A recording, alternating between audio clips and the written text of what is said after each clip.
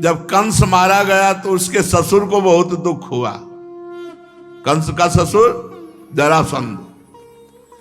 अस्थि और प्राप्ति ये दो बहुत उसकी दुलारी पुत्रियां थी। कंस महाबली था, इसलिए इस महाबली कंस को ब्याह दी थी। जब सुना हमारी बेटियां विधवा हो गई, कंस ने ऐसा पराक्रम प्रकट किया था कि प्रसन्न होकर के जरासंध ने ब्याह किया था। जब महापराक्रमी कंस मारा गया, अब वो बिटिया पहुंच गई पिता के पास रोज। जरासंध महाबली, मगधराज जरासंध अपनी विधवा पुत्रियों को देख करके बड़ा पश्चाताप हुआ, बड़ा शोक हुआ, तिलमिला उठा। उसने कहा मैं प्रण करता हूं एक भी यदुवंशी इस पृथ्वी में नहीं रहने दूंगा। और था ऐसा महाबली। महाभारत 18 अक्षौणी सेना थी, 11 अक्षौणी कौरवों की और 7 अक्षौणी पांडवों की, मिलाकर के 18 अक्षौणी। इसने 23 अक्षौणी सेना तैयार की। जरासंध ने 23 अक्षौणी सेना तैयार की और यदुवंशियों की राजधानी मथुरा को चारों ओर से घेर लिया। हड़कंप मच गया, पूरी मथुरा पूरी घिर गई। 23 अक्षौणी सेना, चारों तरफ से सूचना मिली। भगवान श्री कृष्ण ने देखा जरासंध की सेना क्या है, उमड़ता हुआ समुद्र है और चारों तरफ से मथुरा घेर चुकी है और पूरे मथुरावासी भयभीत, प्राण व्याकुल। भगवान श्री कृष्ण ने कहा कि कोई भी विचलित मत हो, कुछ नहीं बिगाड़ पाएगा ये जरासंध। भगवान ने मगधराज जरासंध को नरपतियों की, पैदल, घुड़सवार, रथी, हाथियों की 23 अक्षौणी सेना देखी। भगवान ने संकल्प किया अब मैं इनका विनाश करूंगा। 23 अक्षौणी सेना, और इसको मारूंगा नहीं, इसको ऐसे जिंदा वापस भेजूंगा जिससे बार बार इतनी सेनाएं लाएगा, पृथ्वी का भार हल्का करूंगा। सुनो भाई, मुर्गा बकरा खाने वाले वो कहते हैं हम पृथ्वी का भार हल्का कर रहे हैं। हाँ, इनका अवतार हुआ पृथ्वी का भार हल्का करने के लिए। कहते अगर हम खाएंगे नहीं तो ये जीव बहुत बढ़ जाएंगे। अरे पृथ्वी का हल्का करने के लिए भगवान है यार, तुम काहे को पाप करते हो। अब मेरे अवतार का प्रयोजन यही है, समय समय पर धर्म रक्षा के लिए, बढ़ते हुए अधर्म को रोकने के लिए मैं अनेकों शरीर ग्रहण करता हूं। भगवान ने तुरंत संकल्प किया। आकाश में शास्त्रों सूर्य जैसे चमकते हुए 2 रथ आ गए, युद्ध की सारी सामग्रियों से सुसज्जित। भगवान का दिव्य सारथी दारुक एक रथ को हाँक रहे थे, दूसरे में भगवान बलराम जी के आयुध, दिव्य सनातन भगवान के आयुध, सुदर्शन चक्र, कौमोद की गदा, ये सब उपस्थित हो गए। बलराम जी से कहा भैया समेटा जाए इनको, 23 अक्षौणी सेना है, 23 अक्षौणी सेना। आज हमें अपना मानने वाले यदुवंशियों पर भारी विपत्ति आ गई है। देखो ये आपके दिव्य आयुध आपकी शोभा बढ़ाने के लिए आ गए। भगवान बलराम जी का हल और मूसल, हल से फंसा कर मूसल से, और भगवान की तो दिव्य अस्त्र है ही है। अब आप इस रथ पर सवार होइए और शत्रु सेना का संहार कीजिए और अपने स्वजनों को विपत्ति से बचाइए। साधुओं की रक्षा करना हम दोनों का अवतार ग्रहण करने का उद्देश्य है। 23 अक्षौणी सेनाएं पृथ्वी का विपुल भार है, हे भ्राताश्री से नष्ट कीजिए, भगवान श्री कृष्ण ने बलराम जी से कहा। अब भगवान श्री कृष्ण और बलराम जी ने सलाह करके कवच धारण किया, रथ पर सवार हुए, मथुरा से निकले। छोटे से सेना जो अंग रक्षा कर रही थी, आगे आगे श्री कृष्ण और बलराम जी। श्री कृष्ण रथ हाँक रहा था दारुक। भगवान पुरी से बाहर निकलकर 5 जन शंख का नाद किया। शंख की भयंकर ध्वनि सुनकर के 23 अक्षौणी सेना थर थर कांपने लगी। शंख ध्वनि सुनकर के मगधराज जरासंध ने देखा कि इतनी जोर की शंख ध्वनि, अपना रथ बढ़ाकर सामने लाया और कहा, बच्चा तू ही कृष्ण है? क्यों? जरासंध कंस का ससुर, तो भगवान तो बच्चा लग ही रहे। 11 वर्ष में यहां से पधारे तो कुछ वर्ष गुरुकुल सेवन किए होंगे। क्या रहते तो 9 किशोर, ये कोई दाढ़ी मुझ थोड़ी आ जाती है। भगवान सदैव 9 किशोर रहते हैं। तो कह रहा है, बच्चा तू ही कृष्ण है? अरे पुरुषाधम, तूने हमारे दामाद कंस को मारा। भगवान तो कोमल भुजा ऐसे दिखाई दे रहे। अरे तू तो निरावित बच्चा है और कंस को मार डाला। बड़ा उसको आश्चर्य हो रहा है कि ये बच्चा कैसे कंस को मार डाला। और ये नहीं सोच रहे कि जब निरा बच्चा थे 6 दिन के, तब पूतला को मार दिया था। तेरे साथ तो नहीं लड़ूंगा, क्योंकि मुझ जैसे वीर को तेरे जैसे बच्चे से लड़ने में कोई लाभ नहीं। हार जाए जीत जाए कोई लाभ नहीं, तेरे से तो नहीं लड़ूंगा। या तू इतने दिनों तक छिपता फिरता रहा, तूने कैसे कंस को मार डाला? उसको बड़ा आश्चर्य हो रहा है कि ये बच्चा कंस को कैसे मार सकता है। लेकिन तू अपने मामा का हत्यारा है, फिर भी मैं तेरे साथ नहीं लड़ूंगा। तू बच्चा है, जा भाग जा मेरे सामने से। ऐसे जरासंध बोल रहा है, बड़ा अभिमानी है। हाँ, थोड़ा यदि बलराम चाहे तो लड़ सकते हैं। बलराम तुम्हारी श्रद्धा है मर करके स्वर्ग जाने की। अगर थोड़ी भी हिम्मत हो तो हिम्मत बांध करके मुझसे जैसे चाहे तैसे लड़ ले। और ये नहीं समझ रहे कि पूरा अनंत ब्रह्मांड इन्हीं के फड़ पे है। शेषावतार भगवान बलराम जी, मैं अभी अपने बाणों से छिन्न भिन्न करके तुझे स्वर्ग पहुंचा देता हूं। भगवान श्री कृष्ण ने कहा, मगधराज तुम सूरवीर हो? सूरवीर तो ऐसे नहीं होते। सूरवीर तो युद्ध करते हैं, डींग नहीं हाँकते। तुम अपने बल और परुष का तो बहुत बड़ा घमंड रखते हो। चाहूं तो तेरी अभी मृत्यु कर सकता हूं, लेकिन मारूंगा नहीं तुझे। भगवान श्री कृष्ण ने कहा, तू ऐसे बक रहा है जैसे मरने वाला सन्निपात में बकता है। बकले, हमारे जैसे वीर तेरे जैसे डींग हाँकने वालों की बात नहीं सुनते। परीक्षित, जैसे वायु बादलों से सूर्य को और धुएं आग को ढक लेती है, ऐसे ही भगवान श्री कृष्ण को चारों तरफ से मगधराज की सेना ने घेर लिया और बाणों की वर्षा कर दी चारों तरफ से। यहां तक कि भगवान का रथ सारथी कुछ नहीं दिखाई दे रहा, आधा धुंध, चारों तरफ से बाण चल रहे। अब जो अटारियों पर चढ़े हुए मथुरावासी देख रहे, सब हाहाकार मच गया कि अभी तो प्रारंभ ही हुआ युद्ध। भगवान का, बलराम जी का और श्री कृष्ण का सब रथ और सब ढक गया बाणों से। भगवान श्री कृष्ण चंद्रजू की गरुण चिन्हित ध्वजा और बलराम जी की ताल चिन्हित ध्वजा, ये सब ढक गई। तो मथुरावासी तो सोचे अब तो मार ही डालेंगे हम सबको, क्योंकि जब वहां ये हालत है तो यहां तो। लेकिन ये एक क्षण के लिए ऐसा हुआ। भगवान श्री कृष्णचंद्र ने देखा कि सूरवीर हैं ये भाई, बड़े बड़े लड़ाकू हैं। जैसे पानी की बूंदें बरसती हैं, ऐसे बाण वर्षा भगवान के ऊपर हो रही थी। भगवान ने अपने सारंग धनुष का प्रत्यंचा चढ़ाया, अद्वितीय अजेय। ये सारंग धनुष ऐसा है, अद्वितीय अजेय। सारंग धनुष की टंकार करके जे ही एक बाण चढ़ाया, बस जे ही एक बाण चढ़ा के छोड़ा तो अनंत बाण रूप धारण करके सब बाणों को काट करके सैनिकों का संहार करने लगे। ये भगवान के धनुष और बाण का चमत्कार। झुंड के झुंड उसी से बाण निकलने लगे और सब जितने बाण थे सब बाणों को काट करके और जितने सैनिक थे सबको काटने लगे।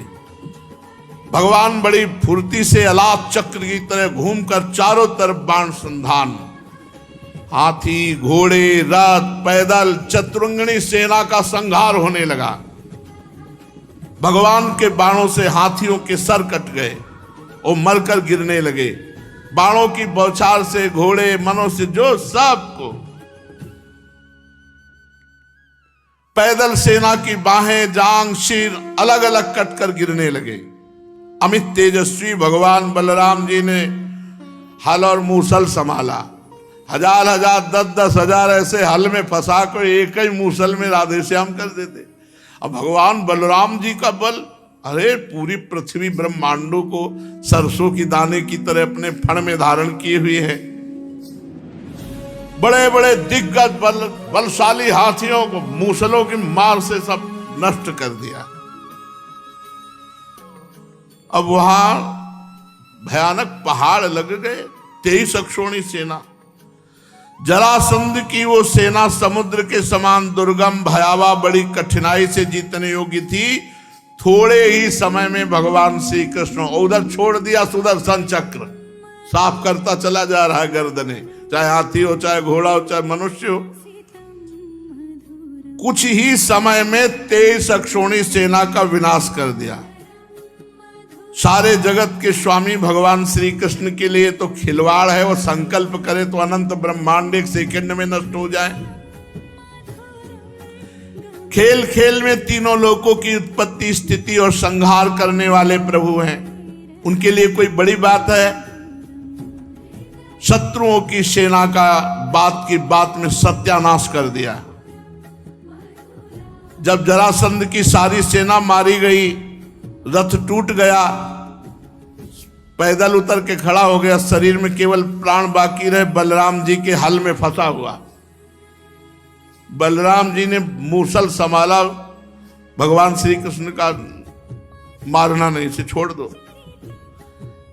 जरासंध ने पहले विपक्षी नरपतियों का बहुतों का वध किया है, परंतु बलराम जी की पकड़ में आने के बाद वो हिम्मत नहीं थी कि छुड़ा सके। भगवान श्री कृष्ण ने इशारा किया, मारना नहीं भैया, इसे जाने दो, क्योंकि ये फिर सेना इकट्ठी करके लाएगा, तो हमें जा जा के पृथ्वी का भार जो उतारना पड़ेगा, ये मथुरापुरी में उतारते रहेंगे, इसको छोड़ दो। बड़े बड़े सूरवीर जरासंध का सम्मान करते थे।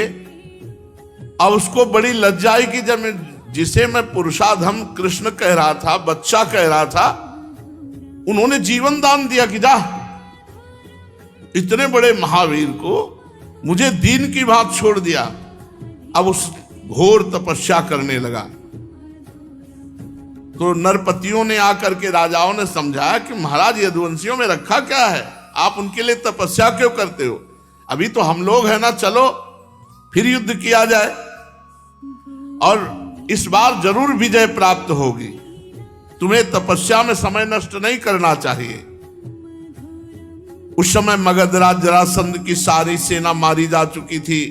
बलराम जी ने उपेक्षा पूर्वक उसे छोड़ दिया था। वो उदास होकर अपने मगध देश को गया और भगवान श्री कृष्ण की सेना में किसी एक सैनिक का बाल भी बांका नहीं हुआ और 23 अक्षोणी सेना मारी गई जरासंध की। भगवान अपार सामर्थ्यशाली है। देखो, ये वैभव संपन्न लीलाएं सुनकर हमें गर्व होना चाहिए कि हम ऐसे भगवान के दास हैं। बड़े बड़े देवता नंदन वन के पुष्पों की वर्षा भगवान श्री कृष्ण पर करने लगे। अब मथुरावासी भगवान के प्रभाव को देखकर भयरहित हो गए। भयरहित तो कंस के वध से ही हो गए थे, पर जरासंध के आक्रमण से भयभीत हो गए थे। जब जरासंध की सेना मारी गई तो पक्का विश्वास हो गया कि हम ऐसे श्री कृष्ण की शरण में कि हमारा बाल बांका भी नहीं हो सकता। भगवान मथुरा में प्रवेश किए। ब्राह्मण लोग मंत्रोच्चारण कर रहे हैं, कोई पुष्प, कोई अर्घ भगवान को कोई गले से लगा रहा है, कोई आशीष दे रहा है। और रणभूमि से अपार सोने चांदी के आभूषण सब मथुरा वासियों को बांट दिया गया और प्रधान धन महाराज उग्रसेन के चरणों में समर्पित किया गया। अब दूसरी बार फिर 23 अक्षौणी सेना, 23 अक्षौणी सेना। फिर भगवान ने 23 अक्षौणी सेना का विनाश किया, उसे खाली फिर वापस 17 बार 23 अक्षौणी सेना लाया। 17 बार, बड़ा महारथी था। 17 बार 23 अक्षौणी सेना इकट्ठी करके मगधराज जरासंध ने भगवान श्री कृष्ण के द्वारा सुरक्षित यदुवंशियों से युद्ध किया, किंतु हर बार भगवान की शक्ति के सामने सब नष्ट हो जाता, सारी सेना नष्ट हो जाती और भगवान बलराम जी फिर उसे उपेक्षा पूर्वक छोड़ देते। जरासंध अपनी राजधानी लौट जाता। अब 18वीं बार तैयारी की और हजारों ब्राह्मणों से अनुष्ठान कराता था जरासंध। बहुत ब्राह्मण भक्त था। उसने ब्राह्मणों से कहा, यदि इस बार श्री कृष्ण पर विजय प्राप्त नहीं तो अभी तक पैर पूजते रहे, आगे का परिणाम समझ लो। इस बार अगर फल नहीं दिखाई दिया तो ब्राह्मणों ने भगवान से प्रार्थना की, नमो ब्रह्मण्य देवाय गो ब्राह्मण हिताय च, हे कृष्ण हे जगत गुरु महाराज, अब आपको हारना होगा। अगर इस बार ये नहीं जीता तो महाराज हम सब ब्राह्मणों का पता नहीं क्या करेगा। ब्राह्मणों ने अनुष्ठान वाला तो छोड़ दिया, श्री कृष्ण से प्रार्थना का अनुष्ठान किया और भगवान ब्राह्मणों पर विशेष कृपा करते हैं, जो ब्रह्म ऋषि जन है। तो विधान बनाया भगवान ने, जिस समय आक्रमण करने के लिए चला 18वां युद्ध 23 अक्षौणी सेना लेकर, उसी समय भगवान के मन स्वरूप श्री देवर्षि नारद जी ने, एक काल यवन नाम का बड़ा वीर म्लेच्छ योद्धा था, उसने देवर्षि नारद जी से कहा, कोई त्रिभुवन में है हमारे जोड़ का? बोले तू क्या है उनके सामने, चला जा, मथुरा में है इस समय, श्री कृष्ण नाम है, तेरी भुजाओं की सब खुजली मिटा देंगे। काल यवन भागता हुआ आया, 3 करोड़ म्लेच्छ सेना उसके साथ थी। 23 अक्षौणी सेना लेकर जरासंध आक्रमण करने आ रहा है। पूरी मथुरा को घेर लिया 3 करोड़ म्लेच्छ सेना और ललकारा, कौन है? श्री कृष्ण, आओ। भगवान श्री कृष्ण ने बलराम जी से विचार किया कि ये तो बड़ी समस्या आ गई। 23 अक्षौणी सेना लेकर के जरासंध आ रहा है और इधर कालेवन 3 करोड़ म्लेच्छ सेना लेकर घेर लिया मथुरापुरी को। अब ये तो दो विपत्तियां हो गई। इस बलशाली यवन ने बड़ी समस्या पैदा कर दी। भला इनके लिए कोई समस्या है? देखो, अगर हम इससे लड़ने लगे तो जरासंध बस पहुंचने ही वाला है, वो हमारी पूरी मथुरापुरी को नष्ट कर देगा, क्योंकि चिढ़ा हुआ है। 17 बार 23 अक्षौणी सेना मारी गई। अब ऐसा करते हैं, पहले एक दुर्ग का निर्माण करते हैं और पूरे अपने निज जनों को वहां भेज देते हैं। तो भगवान ने जिस दुर्ग का निर्माण किया समुद्र के जल में, वो द्वारिकापुरी, और द्वारिकापुरी में अपनी योग माया के द्वारा समस्त प्रियजनों मथुरा वासियों को द्वारिकापुरी पहुंचा दिया और स्वजन संबंधियों को किले में पहुंचाकर भगवान बलराम जी से सलाह करके और बढ़िया माला डाल करके पान पाके मुस्कुराते हुए निकले।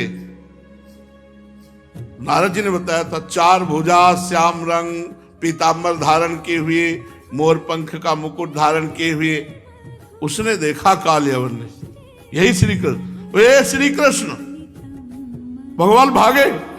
अरे बोले 2-2 हाथ करो, नारद जी ने बताया कि तुम बहुत बड़े वीर हो। भगवान भाग पड़े ब्रह्म ऋषियों को बचाने के लिए। जरासंध ने ब्रह्म ऋषियों से कहा था, रोज अनुष्ठान करते हो, खीर पुआ पाते हो, 17 बार हारा हो, अगर इस बार हारा तो समझ लेना। तो वो ये अनुष्ठान देखो, भगवान अपने भक्त के लिए, इनके लिए यवन को और जरासंध को मारना कोई खिलवाड़, इनके लिए क्या है? केवल सोच भ्रकुटी विलास सृष्टि लय हुई, भगवान भाग चले। तो एक भगवान का नाम हुआ रणछोर। रणछोर भगवान की शेष चर्चा आगे भैया। राधा वल्लभ सिंह।